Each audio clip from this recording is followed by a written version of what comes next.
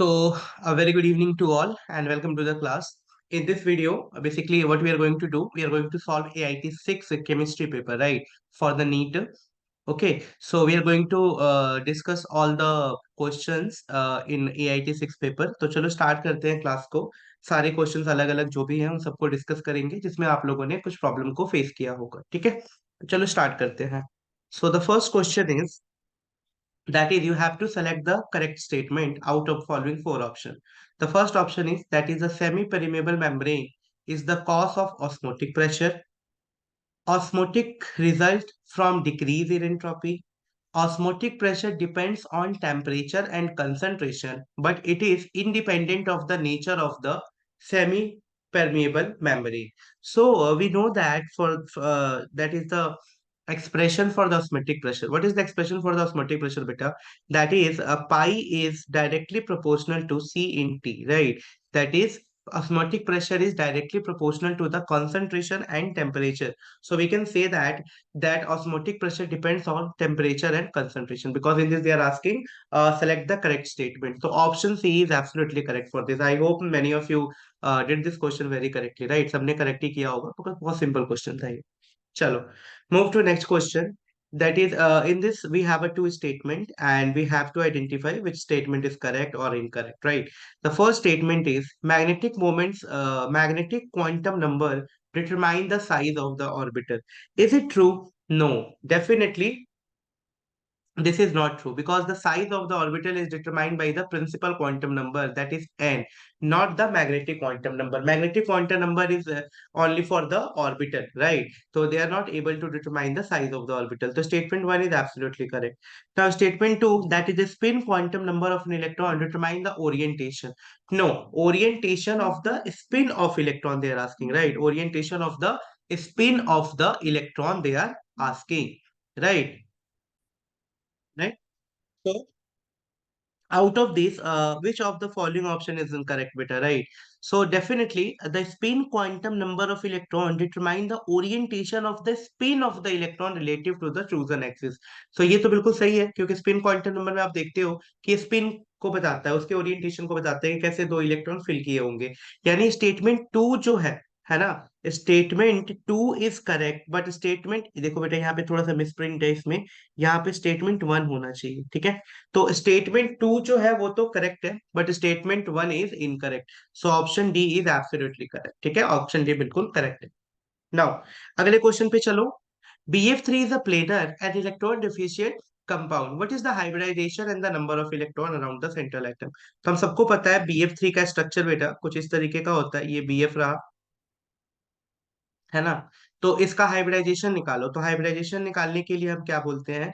We calculate hybridisation by using a simple rule, that is the sigma bond number of sigma bond plus lone pair of electron, right? Lone pair of electrons. So here the number of sigma bond is 3 and there is no lone pair, right? So 3 means क्या हो गया? sp2.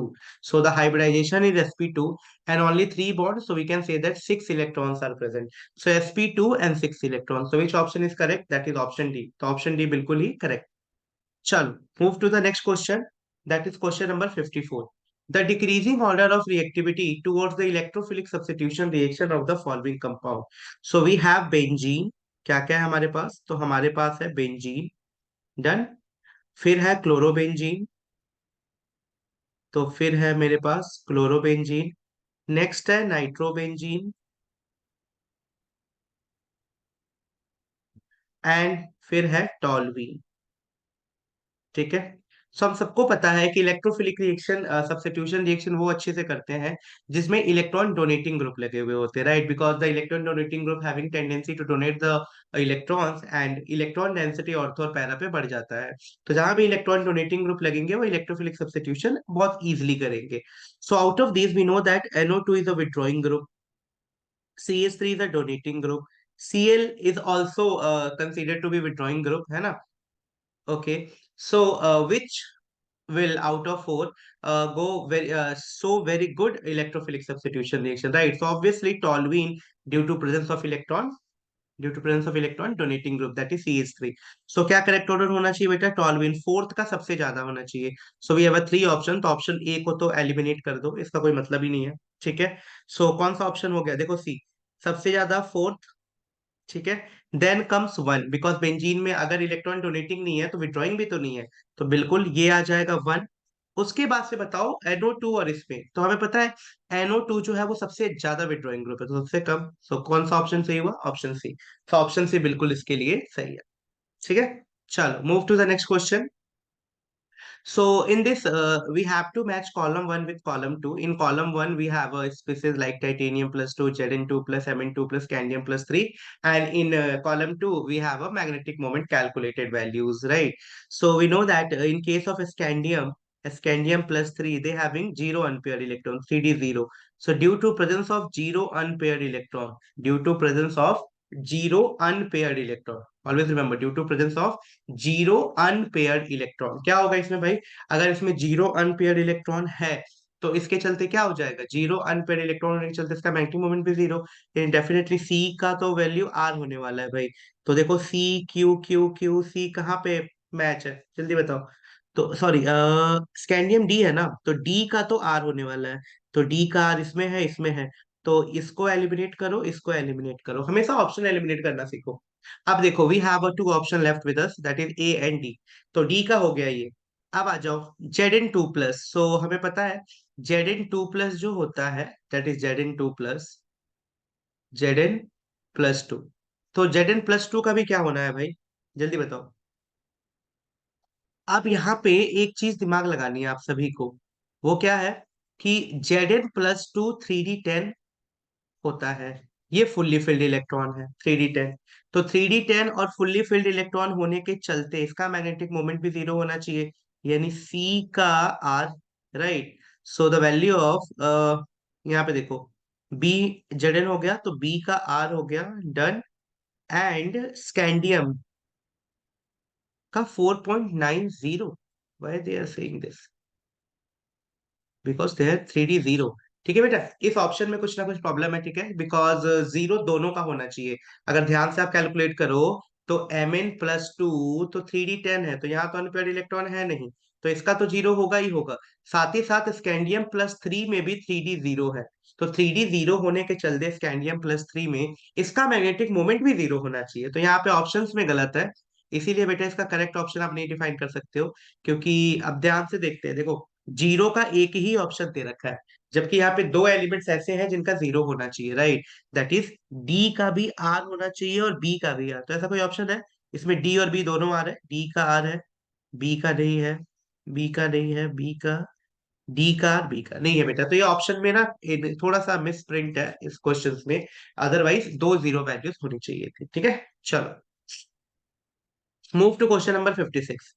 56 question ये कहता है कि statement 1 है the element silicon germanium and arsenic are called metalloids, ठीक है। Statement 2, metalloids have a property quite different from those of metal and non metal. तो आपको बताना है कि कौन सा चीज इसके लिए सही है। तो दोनों ही करेक्ट स्टेटमेंट है, ठीक है। दैट इज जो ग्रुप 14 होता है, दैट इज ग्रुप 14 का carbon silicon germanium, they all belong to the semiconductors, और we say they are metalloids. And metalloids have a unique properties as compare to the metals and non metals. तो दोनों option A and B दोनों दोनों statement, that is statement 1 statement 2 दोनों सही है। So option A is correct. Move to the,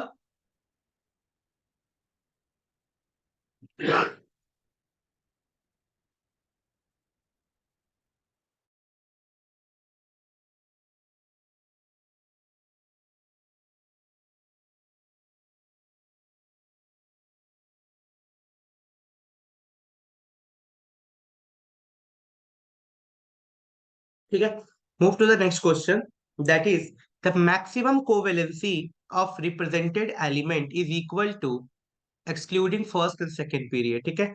तो representative elements किसको बोलते हैं बेटा, तो s and p block are called representative element, पहले तो ये पता होना चाहिए। So the maximum covalency represented element is equal to, अगर आप एक्सक्लूड कर दो फर्स्ट एंड सेकेंड पीरियड के एलिमेंट को, तो so देखो the actual number of s and p electron in the outermost shell, that is the maximum covalency. For example अगर मैं बोलूं कि सोडियम है, तो मैंने बोला कि इसमें लास्ट में क्या आ रहा है, 1s2, 2s2, 2p6, 3s1, right. For example किसी में 3s2 आ रहा है, राइट। सो ये जो 1 और 2 आ रहा है बेटा, right. So the number of s and p electron in the outermost shell that is equal to their covalency, भाई इसकी कोवेलेंसी है, चाहे वो मैं ग्रुप 1 की बात करूं या ग्रुप 2 की बात करूं। तो D is absolutely correct. Move to question number 58. Which one of the following condition will favor maximum formation of the product? Right. So this question is from the Lee-Chatelier principle. Right. We all know according to Lee-Chatelier principle what happened. So according to Lee-Chatelier principle, we can disturb the equilibrium by three way, either increasing the concentration or decreasing the concentration by pressure or by temperature. So from this reaction, it is very much clear this reaction is a exothermic. क्या है ये? Exothermic reaction है. So we know that for the exothermic reaction, according to the Le-Chatelier principle, they require less temperature. So low temperature is a favorable condition. Also, if you consider the number of mole of gases, then reactant side we have a 2 mole, and in the product side we have a 1 mole. So equilibrium always go to when increasing the pressure, equilibrium always goes towards the those side which having the less number of moles, right. तो जब भी आप pressure बढ़ाओगे तो equilibrium उधर shift होने की कोशिश करेगा जिधर नंबर ऑफ मोल्स कम है। तो हाई प्रेशर करोगे तो किधर शिफ्ट हो जाएगा? जिधर नंबर ऑफ मोल्स कम है, यानी प्रोडक्ट के side. So high pressure and low temperature, ठीक है, high pressure and low temperature, these are the required condition for this, right? So low temperature and high pressure, option A is absolutely correct. Move to question number 59. That is oxidation number of potassium in K2O, K2O2, and KO. First is oxide, peroxide, and superoxide. So you have to identify the oxidation state. So we know this in K2O, right? In K2O, basically in K2O, if you consider this is 2x and minus 2 is equal to 0. So x comes out to be 1, right? So 1. So plus 1 in K2O. Next is K2O2. So in K2O2, this is 2x minus this is also K2O2, right? K2O2. So how will you actually draw the diagram for the superoxide, right? तो superoxide के लिए कैसे draw करते हैं बेटा?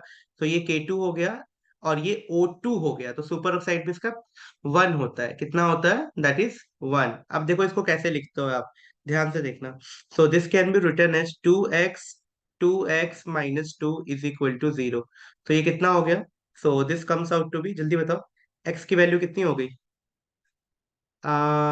एक second, कुछ problem है यहाँ पे। ये हो गया आपका 2x और ये हो गया आपका O2 है ना, तो ये हो गया 2, है ना।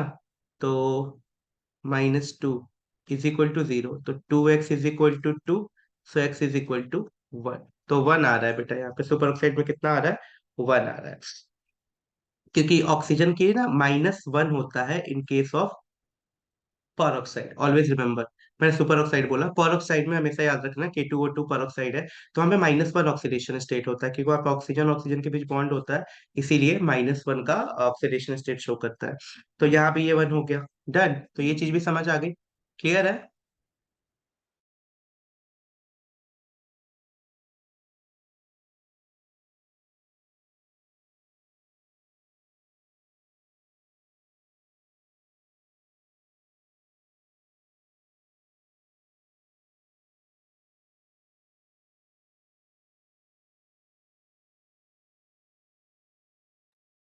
राइट।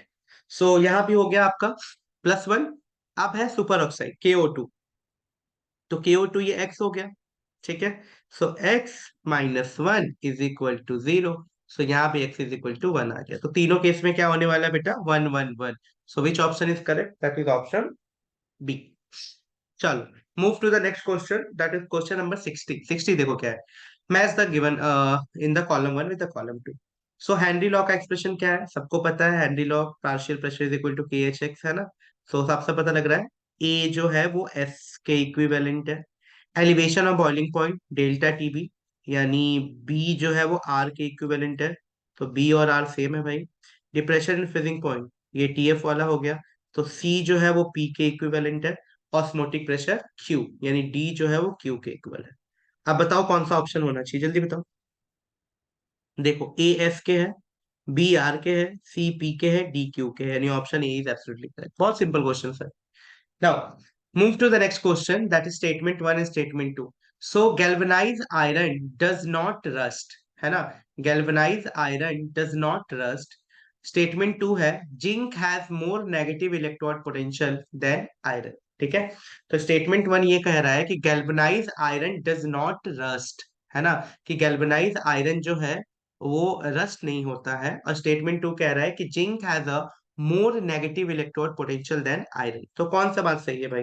तो दोनों के दोनों स्टेटमेंट करेक्ट है, both the statements are correct, because the galvanised iron does not rust. जो गैल्वेनाइज्ड आयरन होता है वो डस्ट नहीं करता, उसके ऊपर जिंक की एक परत लगा दी जाती है, और जिंक का मोर नेगेटिव इलेक्ट्रोड पोटेंशियल होता है, दैट्स वाई उसको यूज करते हैं, राइट। चलो, क्वेश्चन नंबर 62 क्या कहता है? तो question according to question number 62, Kjeldahl method is not applicable to which of the following. तो बताओ जेलदार मेथड किसके लिए एप्लीकेबल नहीं है? तो Kjeldahl method is not applicable to which of the following? The first is nitro compound, second is azo compound, pyridine या all of these, right? So Jildal method is not applicable to which of the following? So always remember beta, nitro compounds, azo compound, and pyridine, right? Zildal method is not applicable to any of the given compound, as nitrogen of this compound does not change to ammonium sulfate on heating with concentrated H2SO4. So चाहे वो azo compound हो या nitro compound हो या पायराइडीन हो,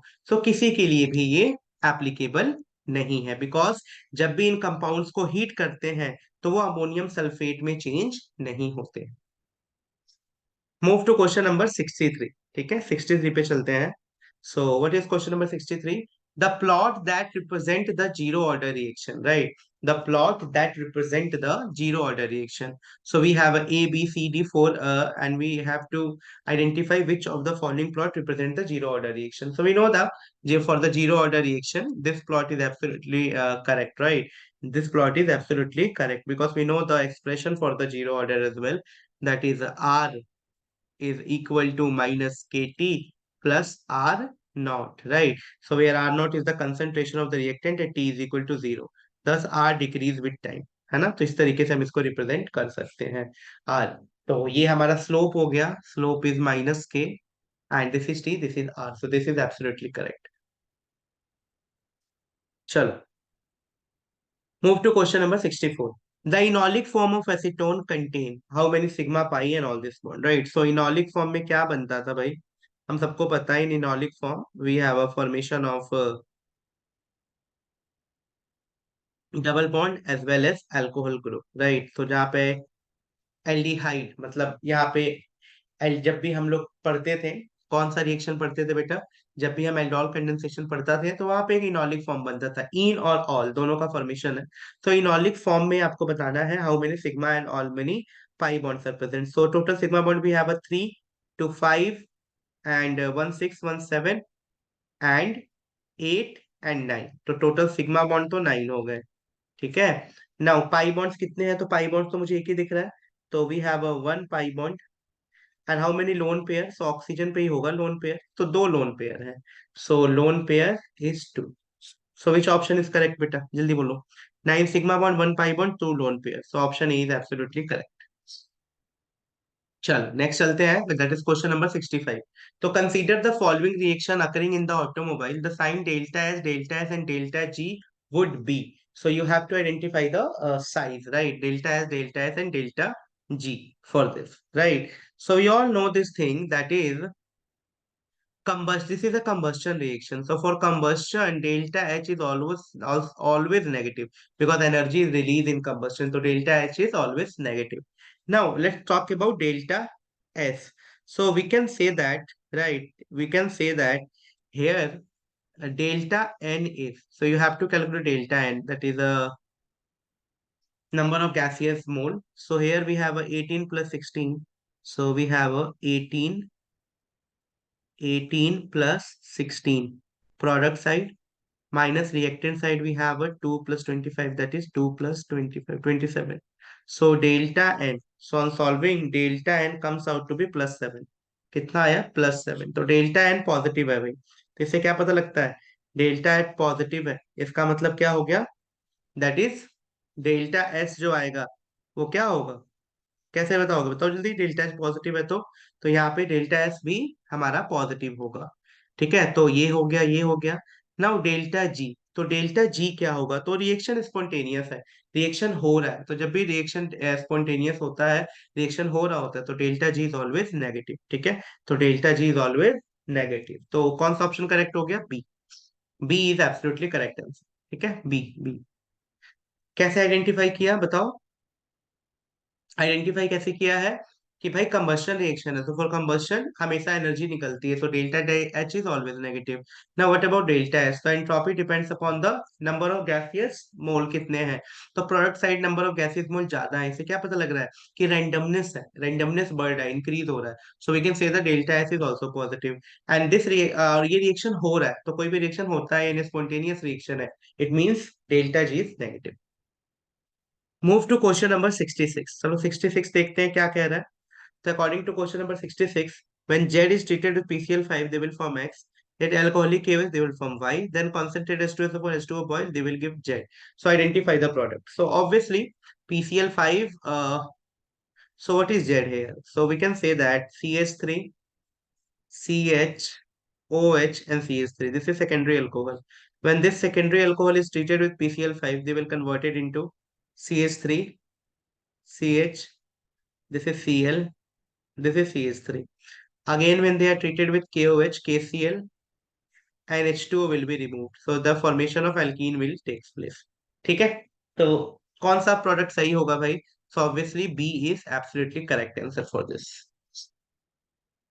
चलो next 67 question, an example of electrophilic substitution reaction is, so you have to identify the example of electrophilic substitution reaction. So that is a chlorination of methane, no. Conversion of methyl chloride, no. Nitration, yeah, all nitration, sulfonation, Friedel-Crafts, alkylation, halogenation, they all are the electrophilic substitution reaction. So it's a very simple question. Move to question number 68. Which of the following does not represent the correct order of the properties indicated, right? So which of the following does not represent the correct order of property indicated? So we have four option. So according in the option A देखो सबसे पहले क्या बोला है, Ni plus 2 is greater than chromium plus 2, Fe plus 2, Mn plus 2 in size. So this is not the correct order, right? Because the size of Mn plus 2 is larger as compared to Fe and chromium, right? As we move from left to right, the size is decreases. So we can say that this is not the correct order. Mn size. So this is the correct order. Unpaired electrons, Fe plus 2, we have a maximum number of electrons. This is also correct. This is also correct in terms of unpaired electron, right? So we can say that the option A, that is, this is not the correct. ये correct नहीं। चलो 69 पे चलते हैं। So column one को column two से match करना है। So we have a Finkelstein reaction, free radical substitution, Swarts reaction and Sandmeyer reaction. So you have to identify. So we know that whenever they are C6H5NH2 treated with NaNa2HCl, they are the example of Sandmeyer reaction। ठीक है, NaNO2 plus HCl जब भी आएगा तो Sandmeyer reaction, यानी B का तो S हो गया कंफर्म। ठीक है, now CH3Cl Ni CH3, they are known as Finkelstein reaction, so C का तो P हो गया। now ये हो गया फॉर्स रिएक्शन AgF के साथ कर रहे हो तो, सो D का R हो गया। डन, अब क्या बचा, एक ही बचा है बस, फ्री रेडिकल सब्स्टिट्यूशन फर्स्ट, तो A का Q हो गया। तो मैच करो बेटा कौन सा है correct. So correct is option A का Q, B का S, C का P, D का R, बिल्कुल करेक्ट, तो option E is absolutely correct. चलो now move to question number 70. The electrons identify by quantum number NL, ठीक है, where n is equal to 4, L is equal to 1, first case, n is equal to 4, L is equal to 0, in third n3, L2, fourth n3, L1 can be placed in order of increasing energy from lowest to highest। तो हमें पता है energy का order कैसे होता है, n plus L rule के हिसाब से। So in the first case 4 plus 1, that is 5, 4 plus 0, that is 4, 3 plus 2, that is 5, 3 plus 1, that is 4। तो अब बताओ पहला वाला क्या हुआ, 5p, so this is 5p। Next है 4s, नेक्स्ट दो 5 है 3, तो 3d, और ये क्या है 4p, 4p। तो क्या क्या आ गया जल्दी बताओ, 5p है, 4s है, 3d है एंड 4p है। तो सबसे ज्यादा तो 4p 5p का होगा, नो वरीज, है ना। यानी वन का एनर्जी सबसे ज्यादा होने वाला है। तो वन का एनर्जी हो जाएगा सबसे ज्यादा, इसमें तो कोई दिक्कत नहीं है, ठीक है। अब देखो, अब है 4s है और 4p है, तो 4s और 4p में ऑब्वियसली 4p का एनर्जी ज्यादा होगा। तो वन के बाद आएगा 3, ठीक है, वन के बाद आया 3, दैट इज 4p। समझ आ रहा है ना, 4p आ गया। उसके बाद देखो हमारे पास क्या है, तो हमारे पास है उसके बाद 4 के बाद 3d और 4s, है ना। तो 3d और 4s में कौन आएगा, तो 3d और 4s में पहले आ जाएगा आपका 3d और 4s दोनों है ना। तो 3d और 4s में कौन आ गया, सबसे पहले फोर्थ आया, यानी फोर्थ का सबसे कम एनर्जी होगा। 3 और 1 यानी 3p, यानी ये 3p है बेटा। This is fourth one, fourth में 3p है, 3 और L1 है ना, तो 3p हो जाएगा। ये 3d है, तो ये 3p है और एक 3d है। ये 3p है बेटा, 3p और 3d, राइट। तो 3p और 3d में एनर्जी ज्यादा किसकी होगी, 3d की। तो कौन सा ऑप्शन करेक्ट हो गया, option A. So option A is absolutely correct, ठीक है। अब देखो क्वेश्चन नंबर 71 पे चलो। So in adiabatic process no transfer of heat takes place between the system and surrounding, choose the correct option for the free expansion of an ideal gas under the adiabatic condition. So adiabatic condition है तो delta Q is equal to 0 होगा, और ये free expansion है तो work done भी 0 होगा, ठीक है। और क्या बोल रहा है, no heat transfer takes place. So कौन सा ऑप्शन करेक्ट दिख रहा है भाई, देखो क्यू 0 है, डेल्टा टी 0 है, और फ्री एक्सपेंशन है तो वर्क भी 0 है। अब वर्क 0 हो गया, क्यू 0 हो गया, तो डेल्टा टी भी 0 होगा। कैसे, बिकॉज हमें पता है Q is equal to U plus W, first law. सिर्फ Q is 0, W is 0, then U is also 0। And internal energy is the function of temperature only, यानी इंटरनल एनर्जी सिर्फ और सिर्फ टेम्परेचर पे डिपेंड करता है। तो अगर इंटरनल एनर्जी ही 0 है तो टेम्परेचर भी 0 होगा। So we can say that C is absolutely correct option. चलो, move to next question 72। In which of the following cases the stability of the two oxidation state is correctly represented, ठीक है।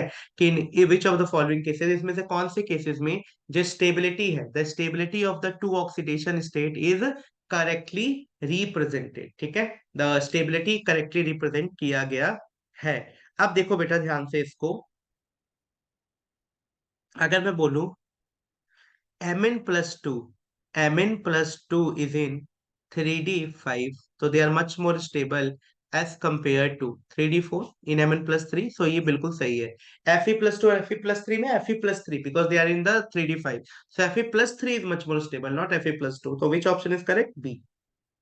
Next is, which is not the disproportionation reaction. So disproportionation reaction are those reactions in which both the oxidation reduction will takes place. So if you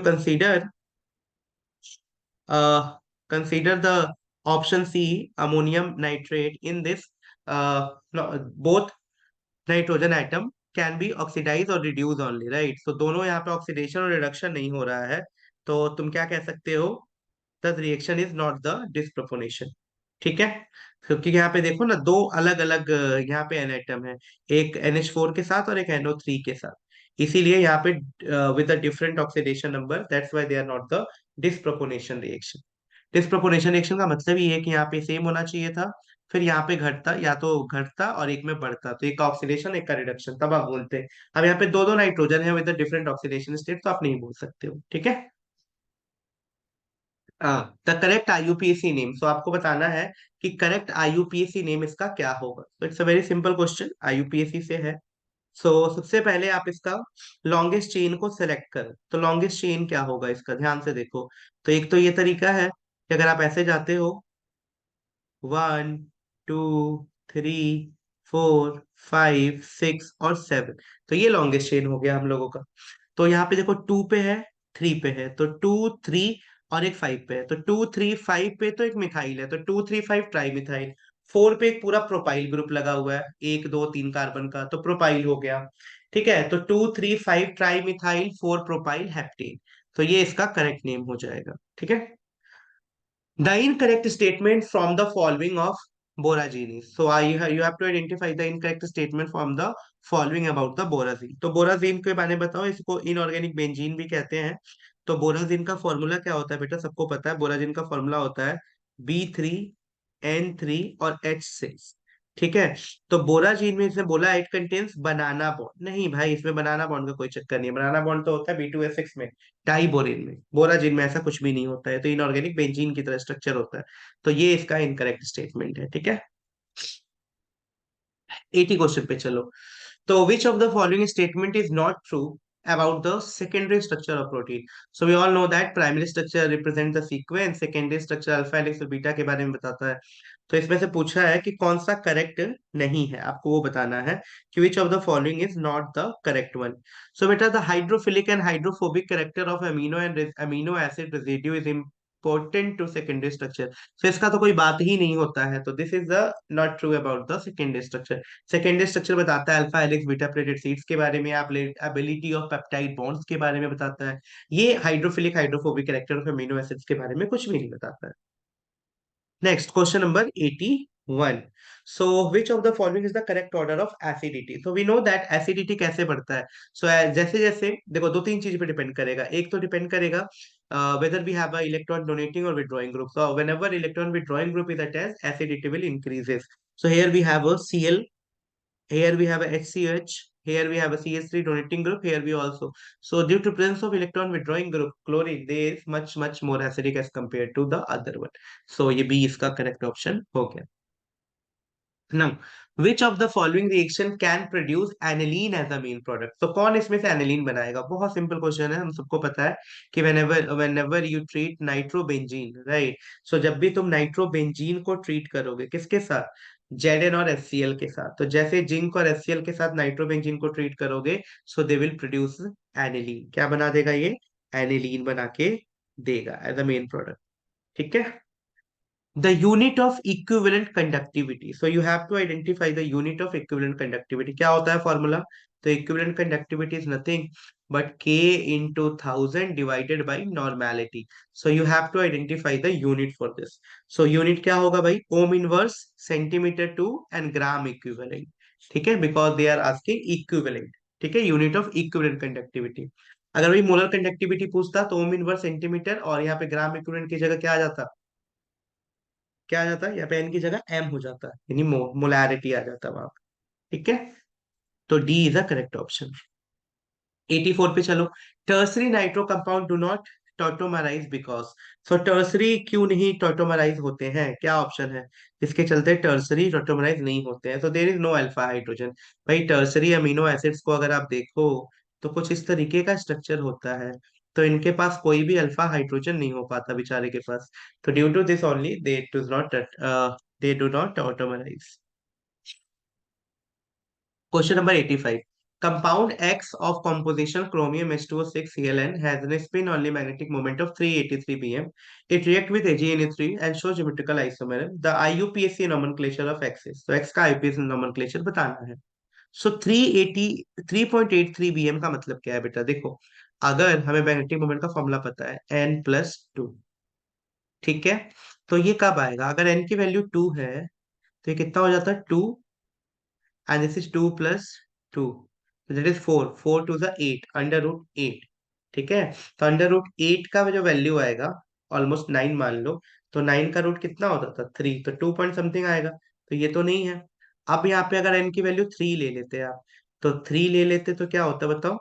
3+2, तो 3 2 5, 5 3 15, under root 15, तो 16 का 4 होता है तो 3.83, यानी पता लग गया साफ साफ अनपेयर्ड इलेक्ट्रॉन तो यहाँ 3 है, इसीलिए मैग्नेटिक मोमेंट दे रखा है। तो अनपेयर्ड इलेक्ट्रॉन हो गए 3। सो अनपेयर्ड इलेक्ट्रॉन 3 होने का मतलब क्या है?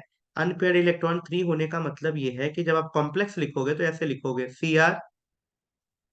CrH2O6 और यहाँ पे Cl3 आने वाला है, बिकॉज जो कोऑर्डिनेशन स्फीयर के बाहर होता है वही आयनिजेबल होता है। तो यहाँ पे 3 Cl है जो आयनिजेबल हो सकते हैं। ठीक है। अब इसका नाम आप लिख सकते हो बहुत इजी तरीके से। ठीक है, तो बताओ भाई नाम क्या होगा 85 का? डाइक्लोरिडो, है ना। अब क्या पूछ रहा है उसको ध्यान से समझना कि डाइक्लोरिडो। अब आपको पूरा नाम बताना है इसके लिए। तो ये तो पता लगी कि हम लोगों को कि इसका ऑक्सीडेशन स्टेट 3 आ रहा है और ज्योमेट्रिकल आइसोमेरिज्म की भी बात कर रहा है ना ये। तो अच्छा, ज्योमेट्रिकल आइसोमेरिज्म की भी बात कर रहा है, तो उसको भी देख लेते हैं एक बार कि किस तरीके से ज्योमेट्रिकल आइसोमेरिज्म की बात कर रहा है। It react with AgNO3 and show geometrical isomerism. तो ये AgNO3 के साथ रिएक्शन भी कर रहा है, तो इसका क्या नाम होना चाहिए, देखो ध्यान से। तो पहली चीज तो ये हो गया, ज्योमेट्रिकल आइसोमेरिज्म वाला पार्ट भी कंसीडर करना बेटा। ये H2O हो गया, और ये हो गया 4 और Cl2, और यहाँ आ जाएगा Cl और 2H2। ठीक है, ज्योमेट्रिकल आइसोमेरिज्म शो कर रहा था, इसीलिए इस तरह का कॉम्प्लेक्स आपने बनाया। तो अब इसका नाम क्या हो जाएगा, डाइक्लोरिडो tetra aqua chromium third chloride dihydrate. So option D जो है वो बिल्कुल इसके लिए करेक्ट बैठता है। ठीक है, move to question number 86। Consider the reaction given below. On the basis of this reaction, find out which of the algebraic relationship given option A to D is correct. ठीक है, सो देखो यहाँ पे आपको delta H X kilo joule दे रखा है, यहाँ पे वाई किलो जूल दे रखा है। अब बोला एक्स और वाई में ज्यादा वैल्यूज किसकी है।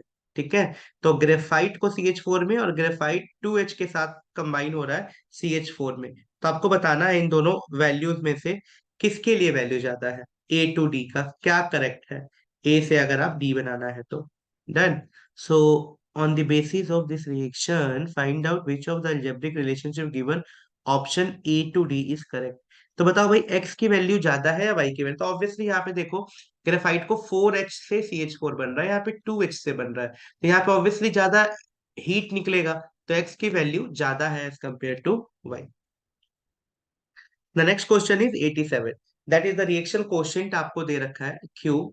The reaction will proceed from right to left. Right to left मतलब समझ रहे हो, ये राइट हो गया, राइट टू लेफ्ट जाना है। बताओ राइट टू लेफ्ट का मतलब क्या होता है, कि इसको प्रोडक्ट से रिएक्टेंट के साइड जाना है। कब होगा, जब केसी की वैल्यू कम होगी क्यू से, है ना। तो 87 का कौन सा ऑप्शन हो गया बेटा, डी। यानी जब भी इक्विलिब्रियम कांस्टेंट कम होता है तो हमेशा रिएक्शन बैकवर्ड जाता है, और जब भी इक्विलिब्रियम कांस्टेंट की वैल्यू ज्यादा होगी तो रिएक्शन फॉरवर्ड जाएगा। चलो move to question number 88। While charging the lead storage battery, क्या होता है भाई, 88 क्वेश्चन में बताओ क्या बोल रहा है, कि जब भी आप चार्ज करोगे लेड स्टोरेज बैटरी को, तो PbSO4 जो होता है ना, वो रिड्यूस हो जाता है Pb में। यहाँ P+2 है, ये जीरो हो गया, तो रिड्यूस हो जाता है। तो ऑप्शन ए इज करेक्ट। 89 पे चलो। Which of following is the correct order of increasing field strength of ligand to form coordination compounds. ठीक है, तो ये लिगेंड का स्ट्रेंथ है। तो एक बड़ा ही सिंपल सा ट्रिक आता है कि दैट इज आई, बर्बादी, सनी, क्लास से फरार, ओ, ऑक्जेलेटो, पानी, सुनो, सुनो, EDTA, ammonia, in, Canada and Colombo. याद करने का तरीका है, आई बर्बादी, सनी क्लास से फरार, ओ ऑक्सलेटो पानी सुनो, EDTA ammonia, in Canada and Colombo. तो उस हिसाब से आपको बताना है कि कौन सा ऑर्डर यहाँ पे करेक्ट होगा। तो देखो, HCN के बाद क्या आ रहा है, फ्लोरीन, फिर ऑक्सलेटो, फिर साइनाइडो, तो डी ऑप्शन बिल्कुल सही है। ठीक है, तो आई बर्बादी सनी से फरार, तो इसको याद करके भी आप इसको बता सकते हो। नेक्स्ट क्वेश्चन नंबर 90 क्या कहता है भाई, the rate constant for the zero order reaction is given if the concentration of the reactant after 25 second is this, what is the initial concentration। तो initial concentration के बारे में ये पूछ रहा है, तो हमें पता है इसके लिए फॉर्मूला क्या होता है, K is equal to A minus X upon T। So we have to identify the initial concentration। तो rate constant given है 2 into 10 की पावर -2, और A की वैल्यू निकालनी है, इनिशियल दे रखा है 0.5, और टाइम भी दे रखा है 25। तो सॉल्व कर लो बस, A निकल जाएगा 1.0 मोलर, है ना। तो 1 मोलर यानी डी ऑप्शन आ जाएगा, बहुत सिंपल क्वेश्चन था। Element not present in the Nessler reagent, so you have to identify कि कौन सा एलिमेंट नहीं प्रेजेंट होता है नेस्लर रीजेंट में। तो याद रखो बेटा, नेस्लर रीजेंट का फॉर्मूला क्या होता है, K2HgI4। तो K है, Hg है, I है, 4 है ना, यानी N नहीं है, तो N नहीं होता इसके अंदर। तो बता सकते हो nitrogen is not present in Nessler reagent. 93 question. Vapor pressure of benzene at 30 degree Celsius is given when 15 gram of non-volatile solute is added। तो ये पूरा अपना कॉलिगेटिव प्रॉपर्टीज पे ही क्वेश्चन है, relative lowering in vapour pressure पे। ठीक है, आपको मॉलिक्यूलर वेट निकालना है, तो चलो निकालते हैं। तो हमें पता है रॉयल्स लॉ से एक फॉर्मूला, जैसे relative lowering in vapour pressure that is P0 minus P upon P0 is equal to mole fraction of the solute, जिसको हम लिख सकते हैं mass of solute, molecular mass upon weight. तो सारी वैल्यूज हमें पता है। रखो पी नॉट की जगह 121.8 दे रखा है। This is 120.2, again 121.8। वेट दे रखा है 15, ये हमें निकालना है। दिस इज 78, सॉल्वेंट का पता ही है 250। तो ये इजिली एम निकल जाएगा। सो ऑन सॉल्विंग एम निकल के आ जाएगा बेटा 356.2। तो आराम से निकाल सकते हो, बस सॉल्व करना है, वैल्यू पुट करना था पूरे फॉर्मूले में। चलो मूव टू क्वेश्चन नंबर 94। 94 पे चलते हैं। कह रहा है for the reaction alpha A X P where concentration of A is 2.2 mm, the rate was found to be this. On reducing the concentration of A to half the rate changes to this. What is the order of reaction respect to A? तो order of reaction बताना respect to A.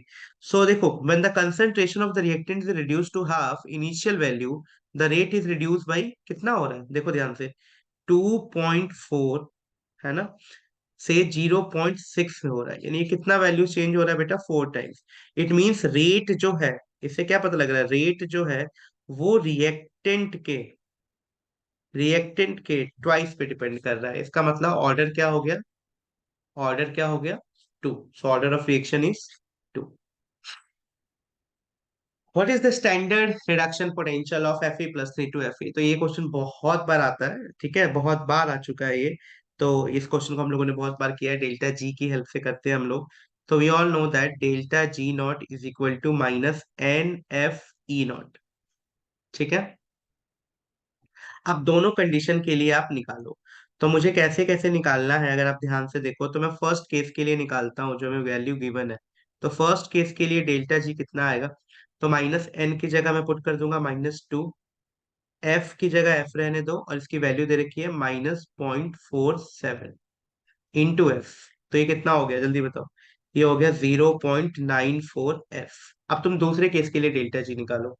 So for the second case इसके लिए हो जाएगा 3 minus, ये हो जाएगा +0.77, और एफ तो ये कितना आ जाएगा, -0,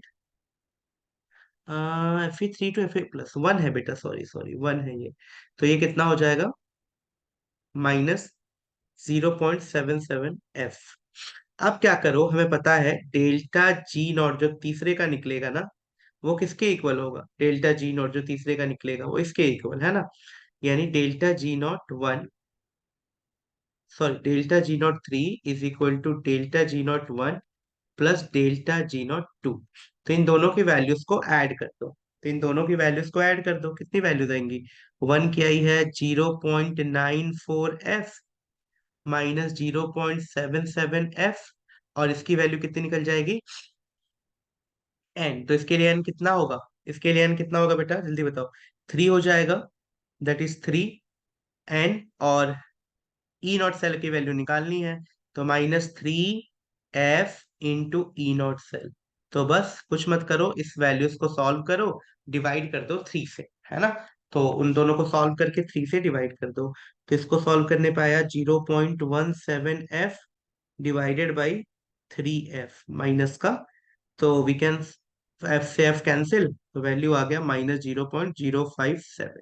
सो इस तरीके से बेटा हम इसको फाइंड आउट कर सकते हैं। क्लियर है, आई होप यहाँ तक किसी को कोई प्रॉब्लम नहीं, जल्दी बताओ।